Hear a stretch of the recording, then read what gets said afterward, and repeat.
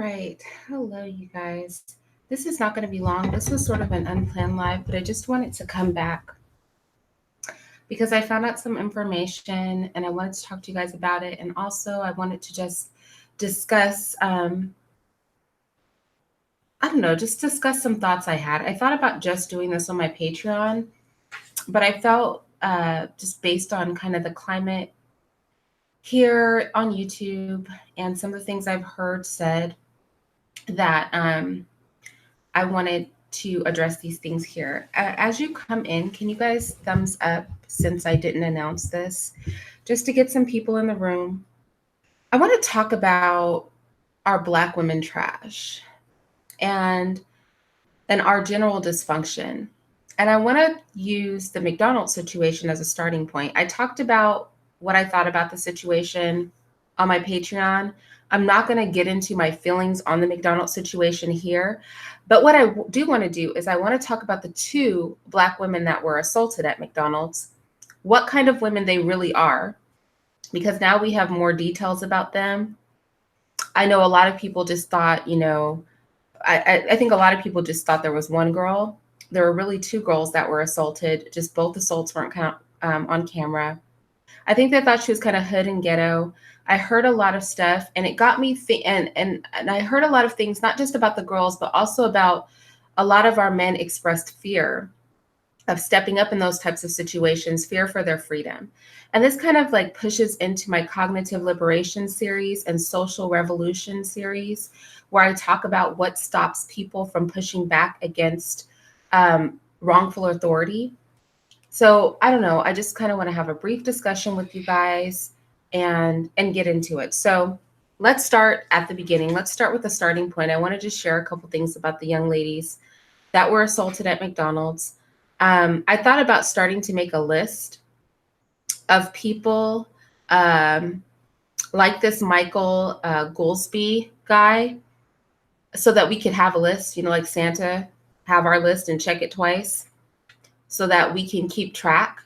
People like the man that owns that clinic where they were infecting people with HIV and Hep B and all that. I thought about keeping a list. And I think I might start a list because I think having a list will help us not forget these names. So let's go with the update and a little bit about it. So Yasmin James is the name of the girl. And the name of the second girl that he assaulted, who had just recently had a baby, her name was Tatiana Bell. So there were actually two women, Jasmine, and the other one was Tatiana. Tatiana Bell, he kicked her in the stomach as he was leaving the store. And Yasmin James is the one that we saw him dragging across the counter. I just want to talk a little bit about Yasmin. We know that Tatiana was a brand new mom working at McDonald's to support herself and her little baby. Yasmin was an aspiring nurse, or she is an aspiring nurse. She's working at McDonald's to earn money for school because it's something that she doesn't have the money to afford without working. And also she wants to buy a car. Turns out she was able to defend herself so well because she's actually a boxer. So she's an amateur boxer. So she was able to defend herself to some degree. And she said that her family taught her to do that in case she needed to protect herself. So these are just interesting things to know, because I know a lot of people thought that she was hood. She was kind of trash. She was probably one of those women that didn't think they needed a man, and all of that. But as it turns out, she's just a young girl trying to go to school, whose family taught her to protect herself should she ever be in a situation where she needed to. And like I said, the second woman that he attacked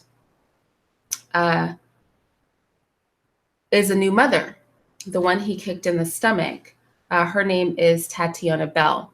Yasmin has gotten a lawyer since then. I don't know about Tatiana. I'd like to find out a little bit more about her. But and just so we know,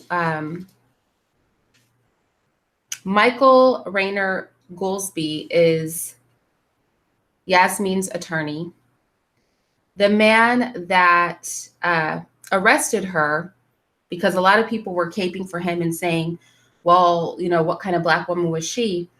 He was actually caught because after he left the McDonald's, he called to the police and he said a bunch of Black people had assaulted him. That's how he got found. He called to the police to report that he had been assaulted by a group of Black people. And he obviously was expecting those people to go to jail, the employees at McDonald's, but instead he got arrested. I think these are all parts of the story nobody is talking about. And it just got me thinking, because I did O'Shea's vlogcast a couple days ago, maybe yesterday or the day before. And the topic ended up being McDonald's. And it's crazy because I had resolved to not talk about the McDonald's issue here on YouTube, because everything that I would say should not be said here on YouTube, because I just wanted to take it to like a whole different place. And then I ended up in a situation where I was talking about the McDonald's thing, which I kept it cool. Do you know what I mean? And I won't go into, like I said, I'm not going to go into what I think, because I don't think that's something I can speak about openly here on YouTube, what I think ought to happen. But a lot of people were trying to drag the Black girl like she was probably trash, and they were making excuses for the white man.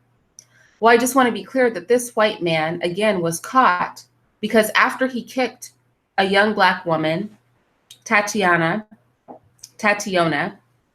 in the stomach, and after he drug Yasmin across the counter, he left the McDonald's and had the nerve to call the police a couple hours later to say that he had been attacked by a group of Black people. So much for caping for him, right? He had the thought process as a white man, which I peeped this when he was in the restaurant after he assaulted her, and it was like, you're going to go to jail. I peeped this about him. And when I pointed this out on O'Shea's vlogcast, I said a lot of reasons that no Black men stepped in is because they know you really can't put your hands on white people. Just as a rule, not saying it never happens. Like if the time and place and conditions are right, just saying that as a rule, our men know you cannot put your hands on white men or white women. We know this. That's why we're very quick to come for each other, but we're not nearly as froggy with them. And I got to thinking, like, I understand self-preservation. A lot of the men on the panel, good men, were saying, well, I don't want to go to jail, this and that. And it just got me thinking about coercive force, and how as a people, and I'm sorry, I'm not looking at the chat right now, you guys, so I can't see you. As a people, we have been pushed into a very docile state. Now, I'm not an anarchist per se. I believe there should be some sort of authority, because there's always a fool that needs to be kept straight. But I think where it reaches a point, where Black people are killed and there are no repercussions, and paraphernalia is being sold on eBay in honor of that murder. I think in a situation where a white man can drag a young Black girl across the counter and then kick a Black woman who has just given birth in the stomach, and then feel comfortable calling the police to say that he was assaulted. He was assaulted by a group of Black people. We need to start acknowledging, and you guys know, I won't go as far as some people, y'all. I'm not going to say white people are animals. They're not human. I don't need to do all that. But I do think that we need to reach a point where we recognize the way things are. Are we being lynched in the streets, set on fire? Are they sending postcards around with our dead bodies on them anymore? No. No. But there's still an understanding there. You see, we're not too many generations removed from Jim Crow. We're not that many generations removed from mass lynchings. We're not that many generations removed from postcards with dead Black people on them being sent around this country. Those individuals raised children, and their children raised children. And the people moving in this society today are the grandchildren and great-grandchildren of those individuals. So for us to sit here and act like there's not a reason that man drug a young Black girl across the counter, kicked a Black woman in the stomach who had just given birth, and then proceeded to call the police and say that Black people attacked him, with the belief in his mind you, and he is the lowest of the low of white people, right? He's a transient, no money, but he knows enough about his whiteness to know that there was a chance he could get away with that. I mean, it's just some food for thought. The lowest of the low of white people. A homeless man knew that he could drag her across the counter. And what did he get? He got 2 minor assault charges. He hasn't been prosecuted yet. So we need to keep our eye on this. That's why I said Angel did a video where he posted the number and the name of the McDonald's and the corporate number. I put it in my community tab. I have it under a couple of videos. That's why I said we cannot let this go. And people like this should not feel safe walking the street. When I said it was a reflection on Black men that no one fears our men, it wasn't to drag Black men. Please click the like if you are in the room. It wasn't to drag Black men. It was because it's true. You guys, think about this. Think about it. And the fear that we have of punishment is a base fear. Again, like I said, this dives into my cognitive liberation series, into my revolution series. You know those series you guys don't like, where I dig into the conditioning that has us in a society where this is okay, but we're all too scared to act.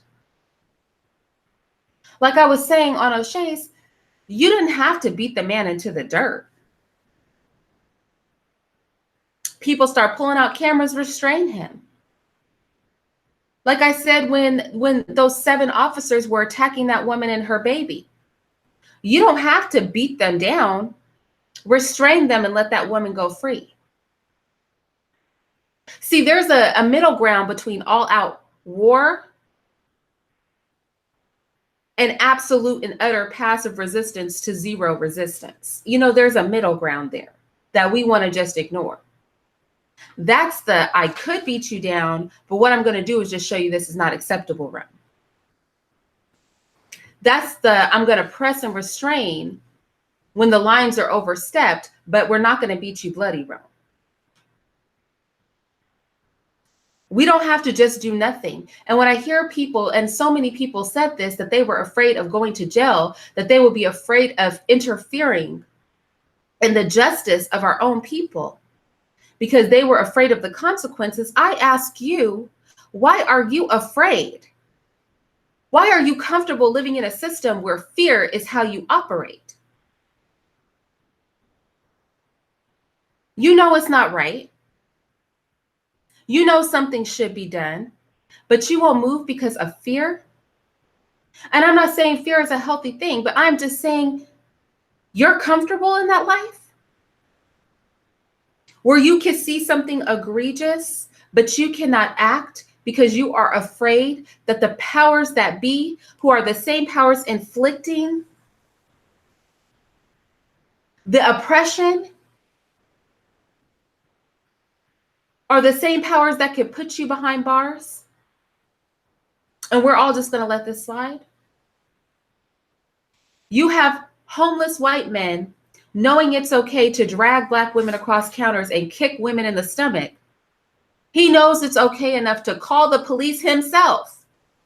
He left the McDonald's and picked up a phone and called the police himself and said a bunch of Black people attacked him because he knew the chances were very, very slim. What do you want to bet if that had not been recorded? Some Black people would have got arrested that day. right? He knew the chances were very, very slim that he was not going to get away with that behavior, which is why he did it. He saw other Black people around and he knew the chances were very slim that a group of Black people were going to press on a white man. Why? Because if 5 or 10 of us press on one white man, what's going to happen to the 5 or 10 of us? You answer that question in your own mind. What's going to happen to the 5 or 10 of us?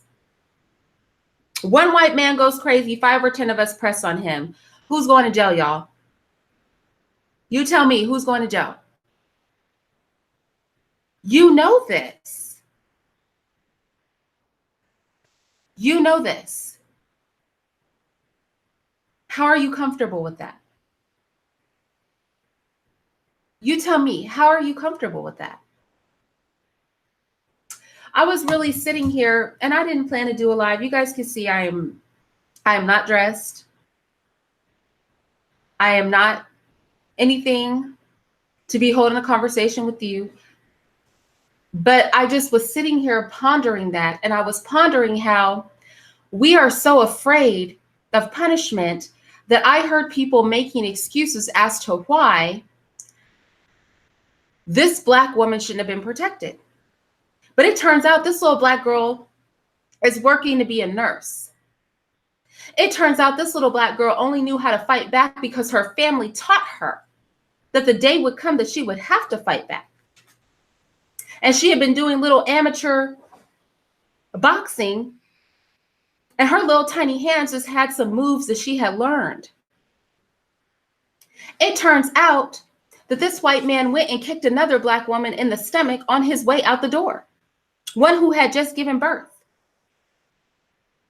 So for all of those that made excuses as if she wasn't worth protecting, it turns out she was just the one to protect. But we let our fear make us turn on each other. And that's what I don't understand. Derek said she was yelling at him in the beginning of the video. Then a Black man broke it up and took her in the back. She came back and went it again. He needs assault charges and she needs to be fired. I can't, because let me read you the eyewitness account. The eyewitness account doesn't say what you said. So let's see what the eyewitness account says, because there were people there. The witness, her name was Brenda Byandudi. She spoke to CNN. She is the one who filmed him reaching over the counter and dragging her. She said this. Let me go ahead and read her account, because we don't need any secondary thing, because there were people there. I mean, I appreciate your donation, but this is what I'm talking about. Why are we coming for our own? Did you not hear me say that this man left McDonald's, called the police, and said he had been assaulted by a group of Black people? Why do we have any excuses?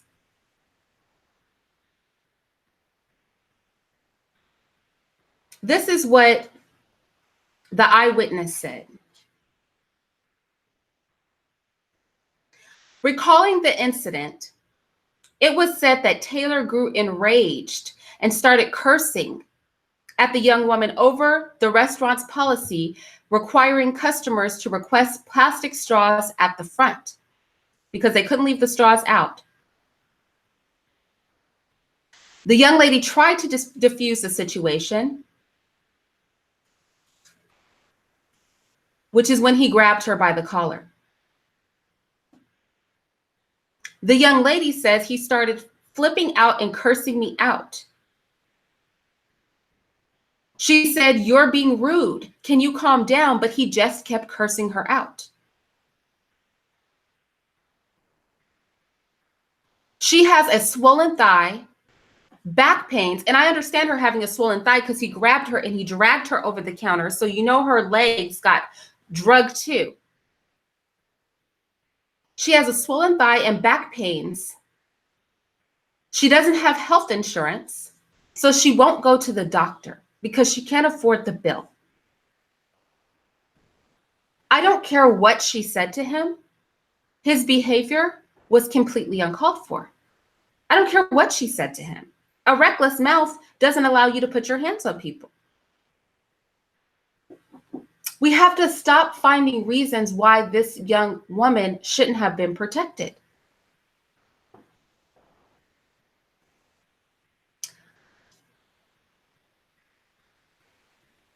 Let's listen to the police report. The police report said the defendant was a customer at McDonald's and the victim is an employee. The defendant was being escorted out of the business due to him battering another employee and causing disturbance. The defendant kicked the victim in the stomach when she was standing near the exit door. This is the second person he assaulted. There are several witnesses, and the incident was captured on video. There's no mention. I don't know. Again, I appreciate the donation, but I don't know where you got that information. Because the witnesses are saying that he was the aggressor. And the video says he's the aggressor. And let me be even more clear. There's an eyewitness account, and this wasn't caught on video, that after he left, he came back and pressed up on the man he thought was the manager. And then the men stepped in. He assaulted two women, came back, pressed on the manager, and finally he was kicked out. I mean, that's the story. That is the story.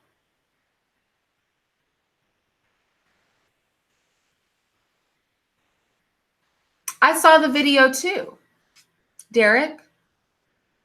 I saw the video too.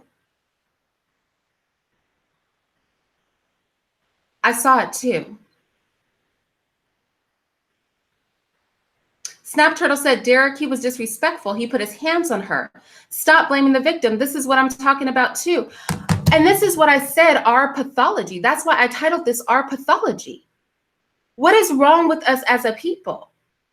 Do you not hear what I just said? This man assaulted not one, but two women, left, came back, verbally assaulted and started pressing on men, had to be thrown out the store, and then had the audacity to leave. And they caught him only because he called the police to tell the police that he had been assaulted by a group. Let me read you exactly what the police said. Because see, I think a lot of times we get caught up in our own self-hate and we don't want to face what really went on. He came back in the store. This is the eyewitness account. Went behind the counter and got in the manager's face. And another employee, a bigger guy, he actually grabbed the guy and put him outside the door, and they had to lock the McDonald's because that's how crazy he was acting. She said, let's back it up. The eyewitness account. In her video, the man can be seen leaning across the counter and grabbing the cashier until she lurches forward. For a moment, the employee seems to stumble, then regains her balance and begins flinging punches at the man. Other people can be heard shouting, "Let her go," and "Stop." After about 15 seconds, another McDonald's employee walks around the end of the counter and pulls the customer back until he lets go of the woman. The employee continues shouting as she is escorted away by a coworker, while a man in a McDonald's uniform steps up to the counter and starts to try to help the customer. Moments after the altercation, the employee returns to the counter area to look for her phone. The customer points at her and shouts to someone he thinks is the manager, "Sir, I want her fired." This prompts the woman to retort, "No, you're going to jail." The man then screams more profanities at her. At last, a McDonald's employee tells the customer, "Sir, get out of here." The eyewitness said, Bayan Dudi, she said, she stopped recording after that and went outside to get her daughter in the parking lot. She soon returned knowing someone behind the counter had called the police and stayed in case officers wanted to review the video she had taken. By then, the belligerent customer was verbally accosting the manager. A part of the incident she did not capture on camera. He came back in the store and went behind the counter and got in the manager's face. And another employee, a bigger guy, he actually grabbed the guy and put him outside the door and locked the door. This is what happened. This is the eyewitness account. The on duty said she spoke with police and later shared the video with family members. Her son and daughter asked whether they could put the post whether they could post the video online, and she agreed. That's how we all know the story, is the eyewitness. Her children put this out. She had hoped by putting the video online, they would be able to identify that white man who got away with assaulting 2 people. I was just disappointed the guy got away. It was the right thing to do. Some people say the customer is always right. The cashier was a young girl. I wanted her to keep her job. I wanted the guy to be caught. This is the eyewitness testimony. Later Sunday evening, police arrested Daniel Willis Taylor. That's his name, y'all. Daniel Willis Taylor, a 40-year-old transient man, according to an arrest affidavit from the St. Petersburg Police Department. There were no weapons found on him. Arrest records indicate that there was further violence not captured on video. I'm gonna need y'all to stop caping for him. Like, with all due respect, Derek, don't cape.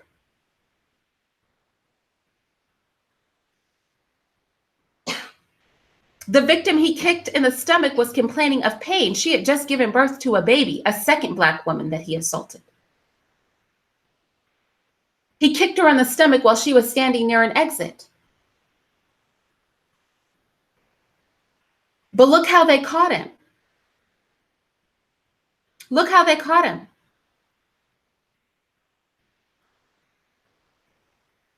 They caught him. They caught him because after he beat up all those people, he called the police and claimed victim.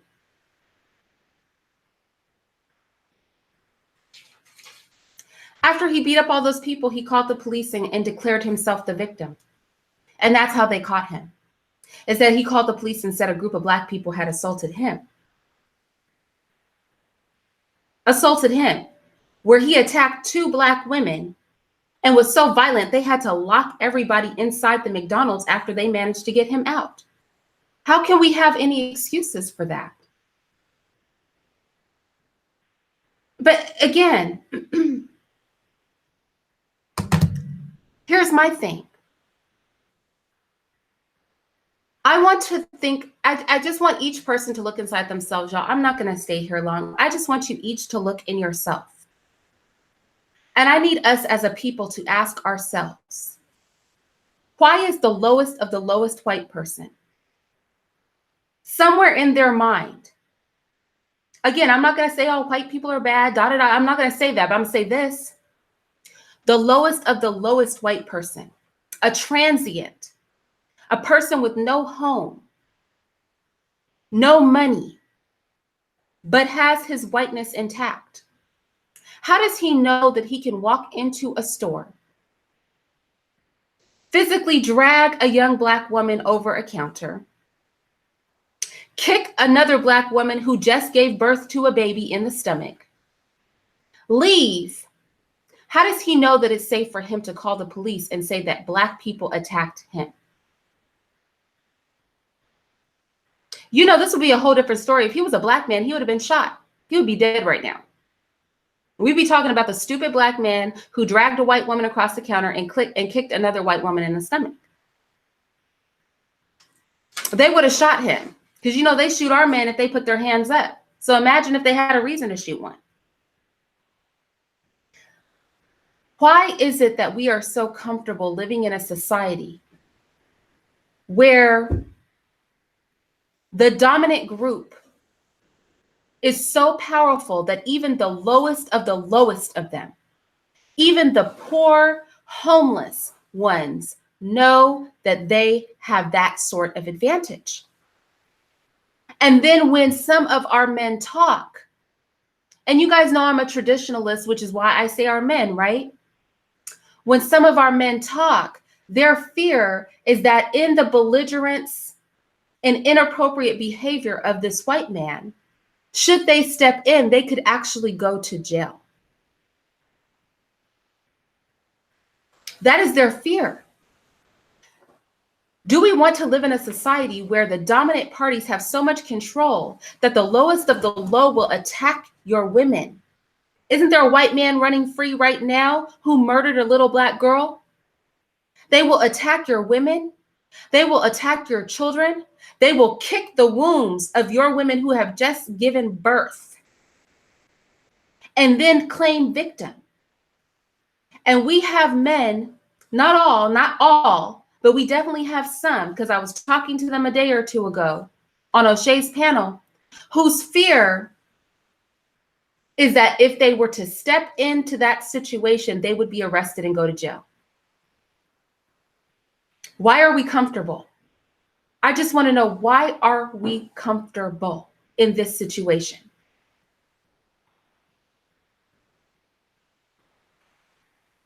There are wise ways that we can handle this, y'all. You don't have to beat anybody into the dirt. I said this, but we pull out our cameras, restrain. We restrain. We allow the victim to go free, and we release. But we have to have some level of enforcement and protection, because right now we have no protection. The women and the children aren't safe. The men know that they can't move without going to jail. And the most base of the whites, the poor, homeless, white men, they know they have enough power to do all this and get away with it. And we better watch and make sure he gets convicted of his 2 little petty accounts of assault. Because that's all they gave him. If he gets convicted.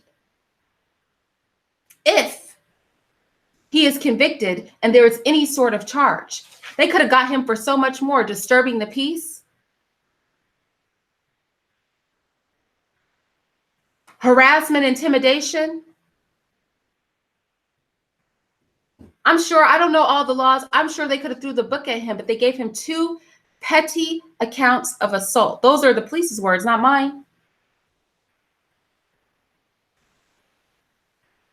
2 misdemeanors, maybe? How are we comfortable living in this society? More importantly, how are they comfortable living amongst us with things as they are?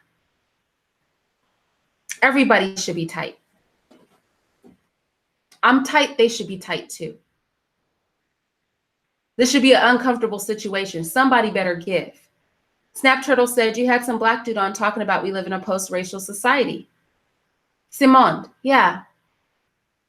But further in that conversation, he admitted there was some aspect of racism. But there were some racist people. Because you get in a car, because you have cable, because you have a home. See, it's all good until you're on the short end of this stick, right? It's all good until you're the one.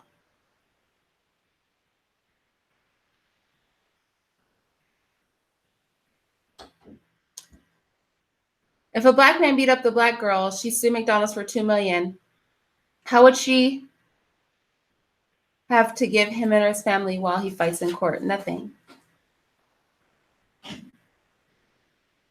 I don't quite understand your question, Derek. But I will say this, while we speak of this young lady, know that she got a lawyer not to get money. This young lady has gone out and gotten a lawyer to bring attention to violence against black women. That's the kind of sister that this young girl is. She's went and found herself a lawyer because she recognizes that assaults on black women go unchecked. And she wants to bring attention to that. Because now she's in a position to do so. This is the black woman this is the black woman who nobody wanted to protect. That a lot of people was saying was probably one of those independent women. This is the black woman that many people thought was ratchet. She's going out for a nursing degree. That's who punched that man in the face. A black woman who's going out for a nursing degree, working to get herself a vehicle. A black woman who is beat up but can't go to the doctor because she's responsible and doesn't want to create a doctor's bill she cannot pay. A Black woman who has got herself a lawyer to draw attention to the plight of women like her who are physically abused and assaulted by whites without repercussion. Sounds to me like just the sort of Black woman that we should be petitioning and standing behind. And like I said, this fear of us going to jail, my question is, why are we standing for a system where we cannot even protect our own without fear of incarceration? I just want you guys to ask yourself that. Why are we comfortable in a system where we cannot even protect our own without fear of incarceration?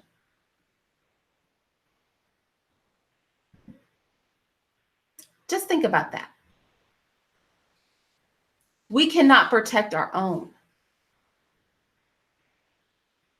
There are Black men who would do better, but out of fear that after the white person attacks the Black person, if they step in, they'll be the ones to go to jail. When this is something that is verbalized, I ask you, how are you comfortable in that system? What is that? We'll make a million excuses. That's not my woman. There's no Black community. We'll make 1,000,010 excuses. But I'm going to leave you guys with this because I did not intend to be on here today, but I was really thinking about this. Why are we comfortable in a system where we are powerless to protect our own? And the lowest of them, the homeless man on the street, knows that he can harm ours and very likely get away with it. Why are we in a system where a white man knows he can drag a Black woman across a counter and kick another Black woman who has just given birth in the stomach in public? And he's comfortable calling the police and saying he got assaulted by Black people. But Black men are afraid that if they were to have restrained him, they would go to jail. How are we comfortable? What life are we living? Are our homes that comfortable? Do we all just try to move under the radar and hope that it won't be us? Until the knock is at your door or the cuffs are on your wrist, does it not matter? Do you really think, if you have not fell victim to a situation like this, that you are immune, or your children are immune, or your family are immune? See, we like to not care about things until it happens to us, but mark my words.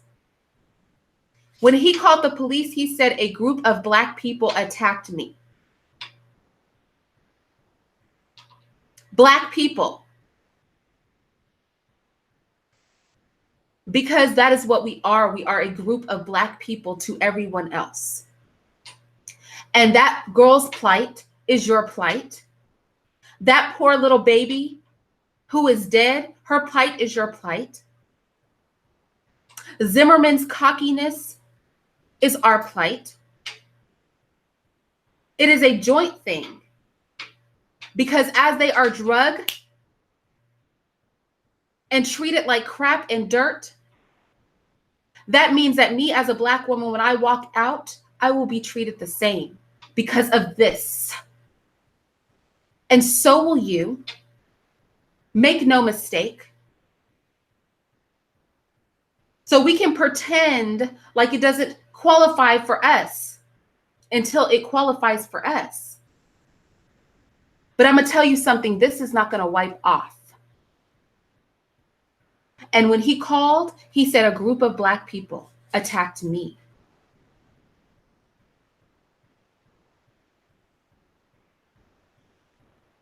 And he was talking about us. And in his mind, he thought he could get away with it. And I promise you, had that woman not recorded that situation, there would be Black people behind bars right now. Not that white man. And don't get it twisted. They locked him up, but they gave him the least amount of charges possible. They had to charge him with 2 counts of assault because they had no choice. But I promise you, could they have gotten away with not doing that? They would have.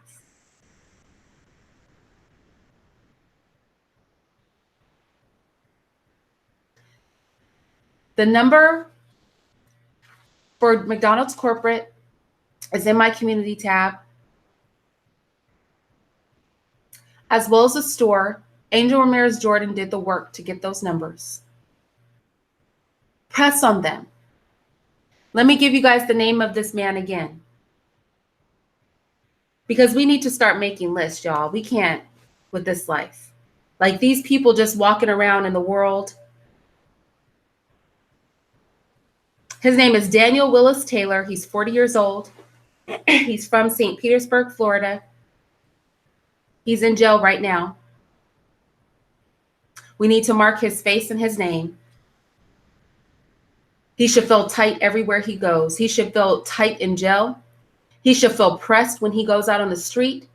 He should want to lock himself in a house and see no one. He should know that there is nowhere he can move and escape this pressure. And every last one of them should be the same. One of my patrons was able to pull up the name.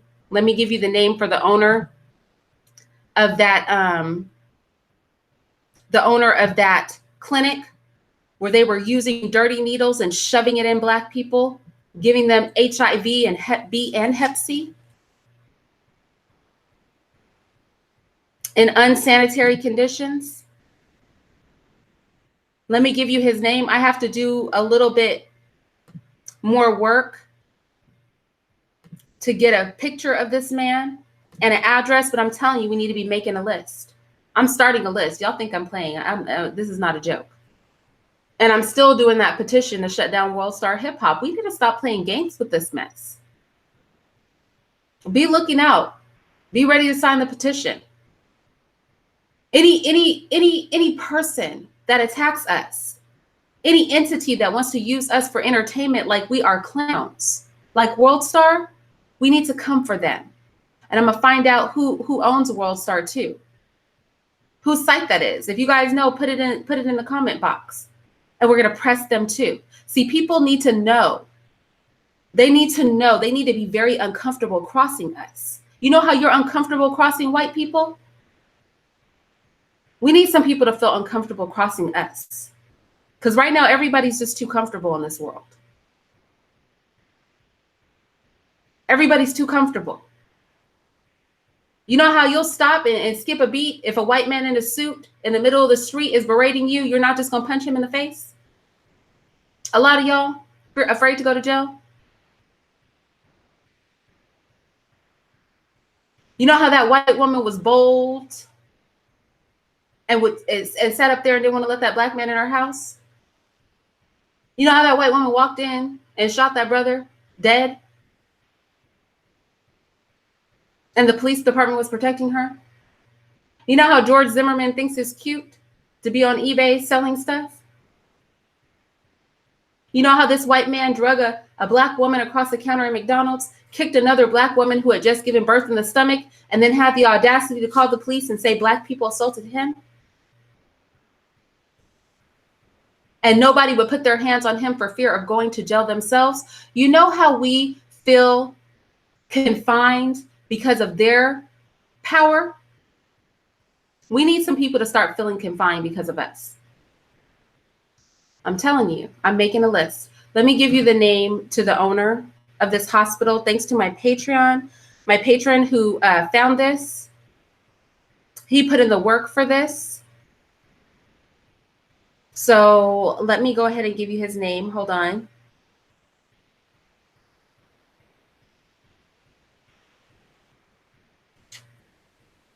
The name of the owner of that hospital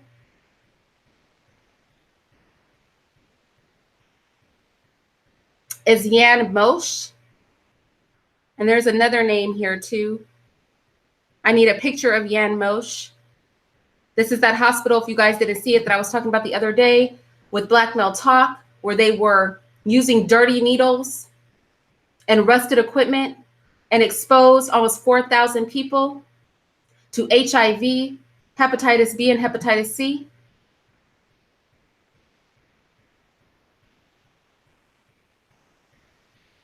So we're going to need a picture and an address for those of you who like to dig.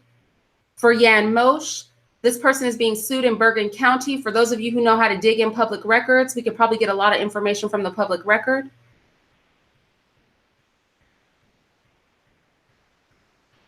The name of the clinic is Health Plus Surgery Center.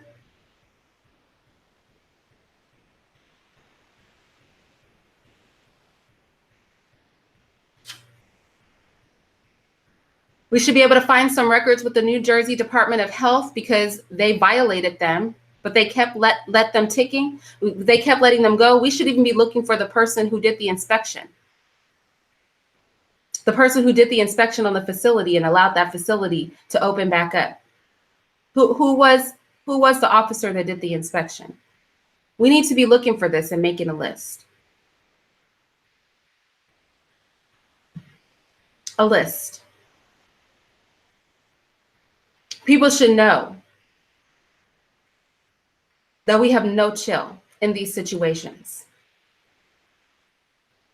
People should know, just like you know better than to mess with theirs, just like you know better, people need to know better. Because right now it's a free-for-all.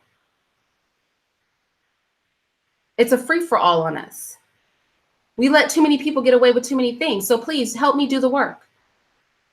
Let's do this together. We're looking for the owner of World Star Hip Hop. We want names and pictures. We're looking for the owner of that clinic. You have that person's name, the clinic name. Dig in the public record. We need pictures. We need names. We're marking the name of that white man, that drug, that sister over the counter. George Zimmerman is a little too comfortable in life right now. He should not be so comfortable. How is that? And when they catch that fool that murdered that little black girl, we need to mark him too. And anybody else you guys that think of, we need a list. You know how we harass each other? You know how good we are at that? Harassing each other? When the Zaza Ali fraud thing broke, everybody was on it. Everybody was on it. The only person that made sense to be on it was Nyla. But after Nyla, everybody in the world was making videos. People were pressing Zaza. She had to shut down her social media. How come George Zimmerman's social media is not shut down? How come he's walking in the world feeling comfortable? Like, I'm going to need us to start pressing back against people. Those individuals that are trying to get Tamika Mallory thrown out of her own movement because she wants to focus on Black people, where's her Black support here in the community? They want to walk around with pussy hats on their head. And she's like, no, no, no, we need to refocus to Black people. She doesn't like the gays. And they're trying to push her out of her own movement. Why aren't we taking names and making them uncomfortable? Why is Tamika uncomfortable?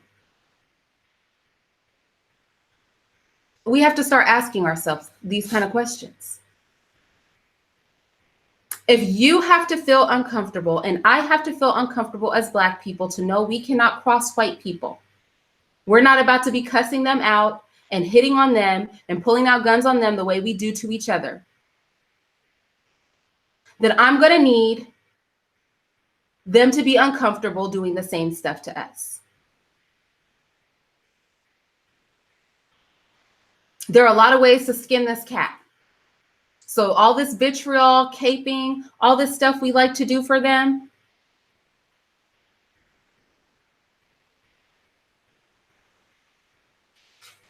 did the mother make a false statement? Where have you heard that, Derek?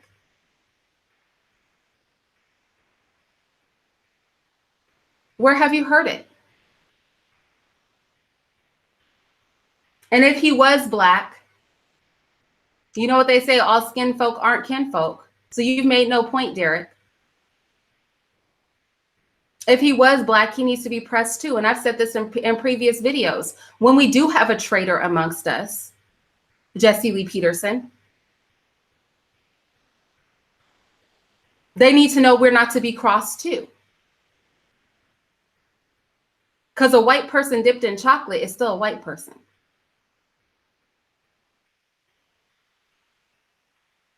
What is the point? I feel like, Derek, you're here to do endless caping. Black folks need to stop being anti-Second Amendment. Like I said, I'm not going to stay on here, you guys, but I just wanted you guys to take the time and think, because I was thinking about this. I wanted to put some perspective as to what that young woman was. This is a young woman who is going out to be a nurse, who's working hard so she can get herself a car. This is a young woman who has medical injuries. She cannot go to the hospital because she has no insurance. This is a young woman who got herself a lawyer so that she could bring attention to the plight of Black women and violence against them. This is the woman that everybody is saying didn't deserve protection. That's the kind of woman she is. And the kind of white man that is being caped for, this is a man who kicked a second woman that same day, who had just given birth, a second Black woman. He kicked her in the stomach and then proceeded to leave the McDonald's after they had to lock up the building to keep him out. He proceeded to leave and call the police and tell the police that a group of Black people had attacked him. That is the reality of this situation. My Gullah brother said, all skin folk ain't kinfolk. That's the truth. And we need to be like Santa Claus. I'm telling you, make a list and check it twice. When we don't like somebody Black on YouTube, we'll be digging, trying to give addresses and phone numbers and their whole life history. I'm gonna need you to dig and find out who the hell owns this clinic. I need a picture and an address for him. I need you to dig and find out exactly where this dude that drug our sister across the counter was. Why don't we dig for some, we want to dig up dirt on some people. Let's dig up the dirt. And whatever man, Black or white, Derek, who killed that little girl, let's dig and find him too. Let's press and harass those people. Let's make their lives uncomfortable. Let's make it clear that if you touch one of us, you've touched us all. Let's give a lot of that vitriol and redirect it. If you want to cape for the right people. Like, our self-hate and pathology is so deep, and we need to stop this because none of us will be safe. None of us will be safe out here in this world. Mark my words. We will not be. And you should not fear protecting your own. Our society should not be such that you fear protecting your own. We need to be calling, writing letters, investigating, and unifying over that. I'm telling you, World Star Hip Hop, names and faces of the owner. I'm going to have that petition up this upcoming week. We want to see it shut down. We are nobody's clowns. We are nobody's source of entertainment. We are not buffoons. And we should not promote this. We need to start taking our image as Black people seriously, because right now, Black people are the joke and butt of society. And you know that we're the joke and butt of society when a homeless white man assaults two Black women and then has the audacity to call the police and say that Black people assaulted him. And he wants to report that. And we cannot tolerate this as a people. I'm going to get out of here. But I hope some people do the work. Like I said, one of my patrons did the work to find the name of the person that owns that facility. We need photographs for that person. We need an address for that individual. The contact information, compliments of Angel Ramirez Jordan, because he did the footwork for that McDonald's and the corporate office, are in my community tab. They are under a couple of my videos. We need to be pressing on that situation too. It's not enough that they allowed her a little bit of leave and to come back. No, she needs a little bit more out of the situation than that. And we need a list. Y'all in the comment section, please. If you can think of anybody else that needs to be on our list, we need a list. And then when you're feeling like you need to direct some energy towards somebody, you'll know where to direct your energy. Those clinics that were infecting our people with HIV, Hep B, and Hep C need to be shut down, completely shut down. And the owner should not feel safe walking the street. He should be thinking of a way to make amends.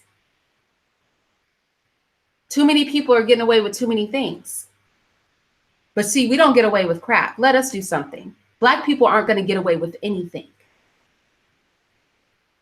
They're not going to let us live anything down. We will be the first ones to go to jail, the first ones drug across the news, the first ones called a thug and a criminal. Heck, one of us can barely get killed without them pulling up the rap sheet. We could be the victim and they will drag us. And this needs to stop. It really does, y'all. We need to do better. So I hope that you guys are willing to help me do the footwork. Let me give those names again. We're talking about Health Plus Surgery Center.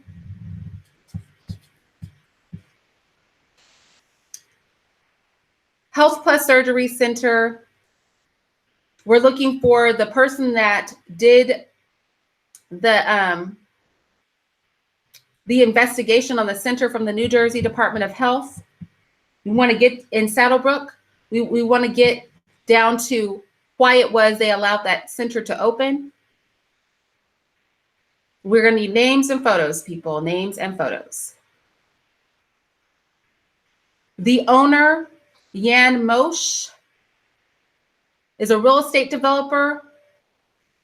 The latest suit against him was filed December 31st, 2018 in Bergen County. Those of you who are good with public records, we could probably get some information from those records on this individual. Again, we need photos, we need addresses, we need to know where to go and who to direct stuff toward. We have to stop letting people work in anonymity.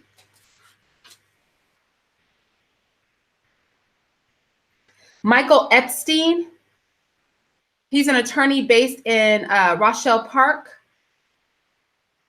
is going to be the one who's filing the class action lawsuit.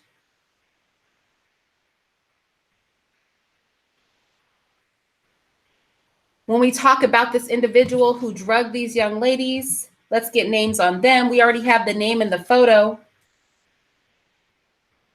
for this individual.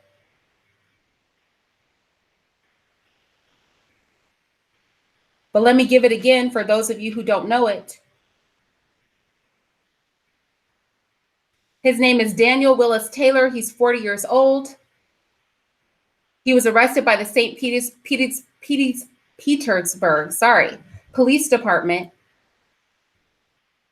We need to be keeping an eye on him while he's in jail and outside. He should become a complete recluse. George Zimmerman is on the list. Why hasn't he been bullied into seclusion? Explain this to me. Why hasn't he been shamed into a dark corner somewhere?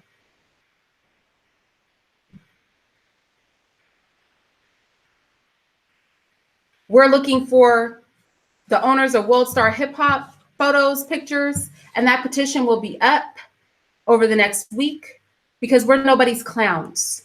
We're not here to entertain people. We're not the jesters of the modern world. That's what Black people are not. So, I mean, if y'all want to do some work, there's the work.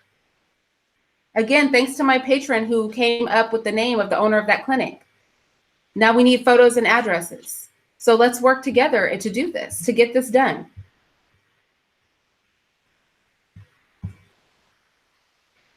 And with that said, I'm going to get out of here, you guys. Thank you so much for joining me. Please do click the like on your way out. Please spread the word, especially about this clinic. We really, really, really, really need photographs and addresses for the owner of this clinic. We really, really need to be pushing to close this clinic down, completely just shut it down. We need to be supporting the lawyer who is presenting this class action lawsuit and ensure that it's done in a way that's equitable, not just for him, but for the actual victims. We need to get the word out on this because these people have been having sex with, nursing, and moving about the Black community, possibly infected with HIV, Hep B, Hep C, or all three. Mind you that this went on for a year. We need to start pushing back. And there are ways that we can do this without fear of repercussion. We are open, we are frank, and there are a lot of ways to skin this cat, and we need to start skinning it. This is just my opinion, like y'all do what you want. But I'm just saying. With that said, I will talk to you guys later. Thank you so much for joining me. Bye-bye.